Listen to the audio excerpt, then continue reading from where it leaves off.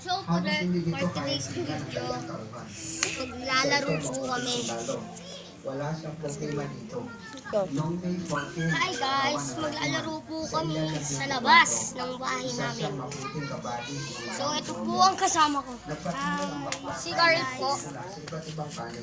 At ayun po. Si Bren, si Kyrie, tapos si Angel. Kanyang mga tauhan sa kasamaang palay sa tuwing mga kalaban. At lalong umano ang nalalagas ang kanyang pangkat. Batid kasi ng mga rebelde na may sugatang opisyalis ng Scout Ranger na pilit nire-rescue ng kanyang mga tauhan. Kaya sa tuwing gumagalaw ang mga sundalo ay niraranasan ito. Wala nang nagawa ang opisyalis kundi ang magdasal para sa kanyang maglalaro sila, magwa 1v1 sila ng agawan base. Tapatan po. Ganyan ka.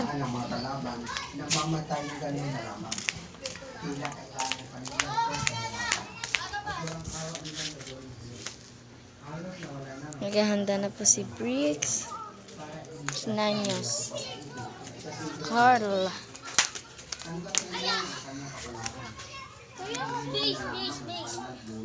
All one. 1-0 daw po. 1-0. Walang pikunan ah. Walang pikunan. Bricks, surong ka dito. Ante. Ayan. Yan, okay na yan. Ayan, so. Iniimagine niya ang kanyang anak na tinatawag siyang papa habang naging pangkapitan dito. At nasasabihin din siya sa kanyang asawa na siyang mabuting Okay, so tumakbo si Nanyos. Okay. Gulo na. umaasa na siya ay makakalabas pa sa sitwasyon yun. Halos nawalan siya ng malay. Nang makita niya ang isa niyang tauhan na siya sa kanyang likod. At walang takot na hinda papalaga sa kanyang Taya muna, taya muna. 2-1. napakatapang na mga ito. 2-1. Gumapang sila hanggang sa makalabas sa inimitay ko. Sino ba to? Pagkatapos ng 6 na oras na sakit, All 1 pala. Ay, 2-1. ay sakay na siya sa isang liit sa Suwa.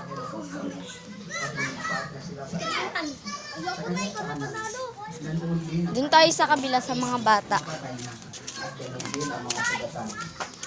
Makalipas ang ilang oras, ay natapos Marami po kaming kasama. Tapos ang Hi guys. Hey guys. Tapos eto pa po yung mga kasama niya. Nagagawan base po.